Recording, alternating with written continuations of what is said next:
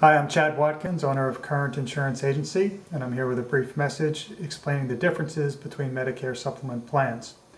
Now, these plans are going to be for every state with the exception of Massachusetts, Wisconsin, and Minnesota. Those three states actually have their own special rules that they use, so this would not apply if you live in those states. But for all of the states, we right now have 10 different plans.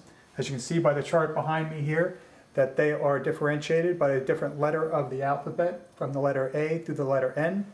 You will notice that there is no letter E, H, I, or J. The reason for that is because in June of 2010, the plans were modernized, and when they did that, they eliminated some plans and then they added a couple more.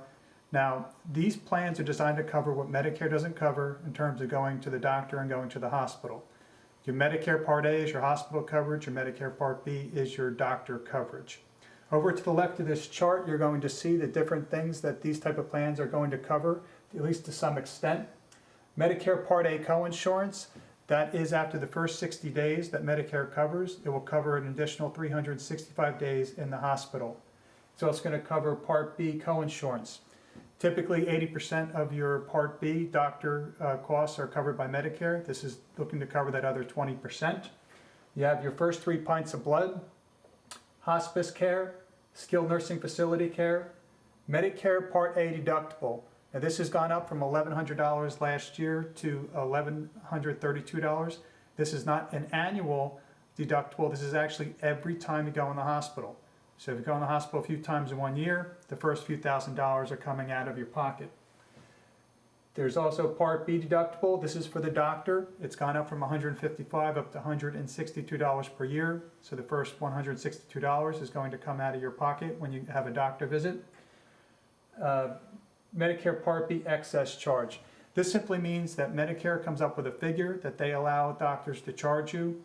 The doctor is allowed to charge you up to 15% more unless you're in one of these states: Connecticut, Massachusetts, Minnesota, New York, Ohio, Pennsylvania, Rhode Island, and Vermont.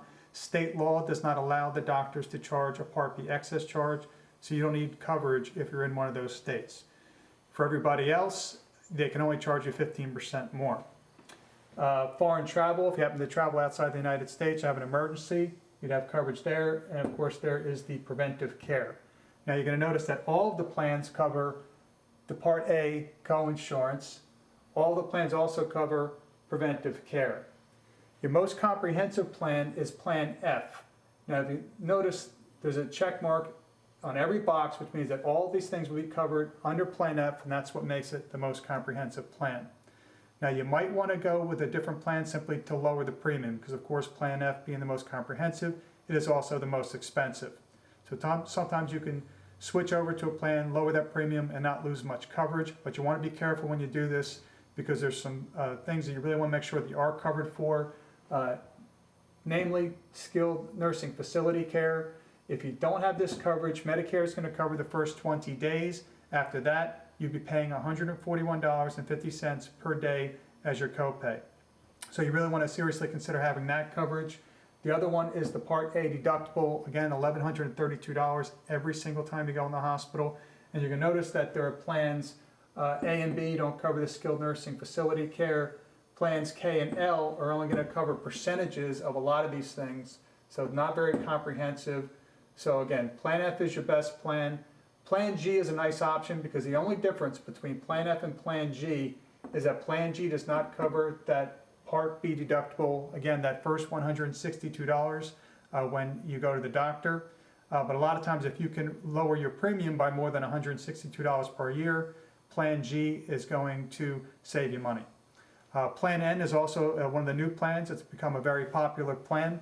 And again, the difference here, Plan N does not cover the Part B deductible. It does not cover the Part B excess charge if that's applicable in your state. And you do pay co-pays with Plan N.